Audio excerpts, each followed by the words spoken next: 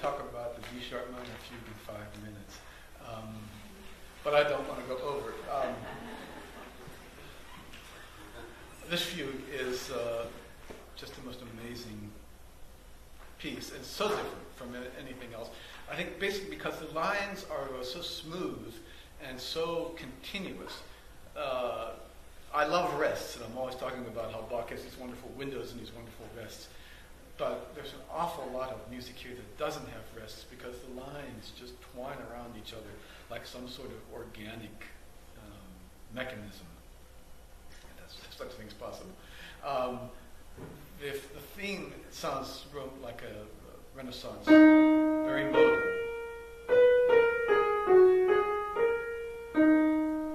Answered by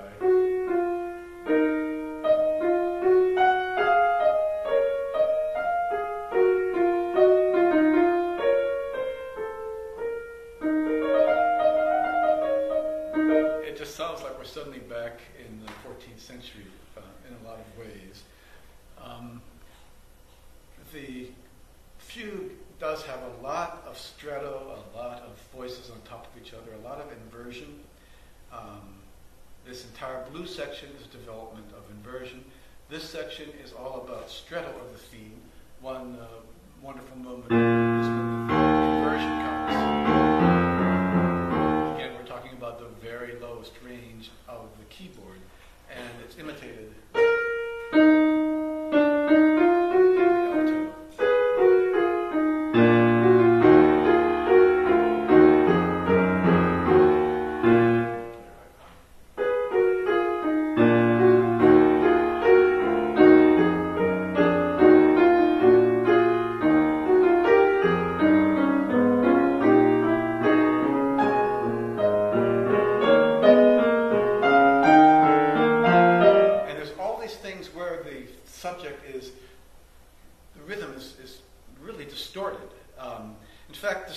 Seems to be a major component of this fugue. When it's heard in inversion, the intervals are wrong. Where the fourths come where the fifth should be, and the fifths come where the fourths should be. A lot of the entrances are just sort of trail off into space.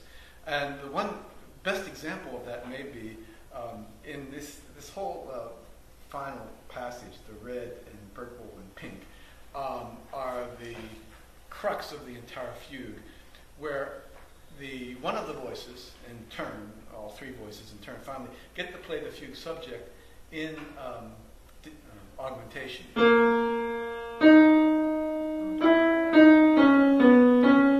Twice as slow, so it sounds like this. The other voices are actually playing the subject, but with very distorted kinds of rhythms and changes to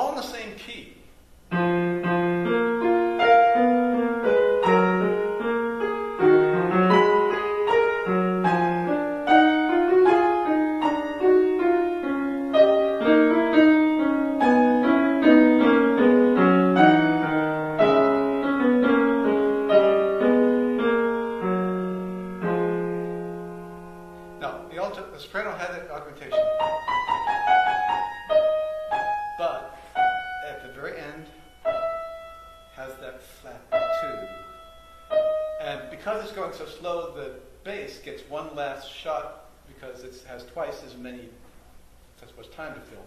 So while the soprano's ending, the bass has... But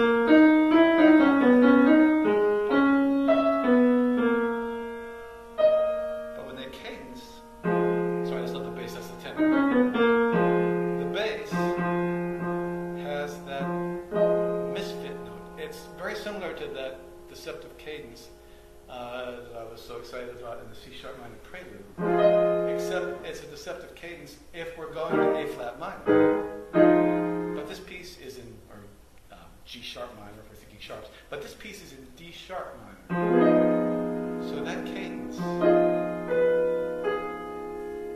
is a different kind of feeling. And what's the most, almost beautifully depressing thing about this piece is that when we get to this point, this deceptive cadence, the subject is gone.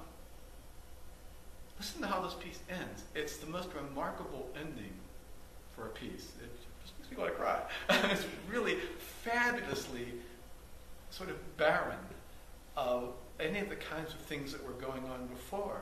It's almost as if we've left this whole thing and gone to a different world. And I really think to appreciate that, you'll have to do this one more time. So I'm going to start here. You'll hear the soprano going by in slow double time. The tenor has this last statement. You hear this coda. It's music.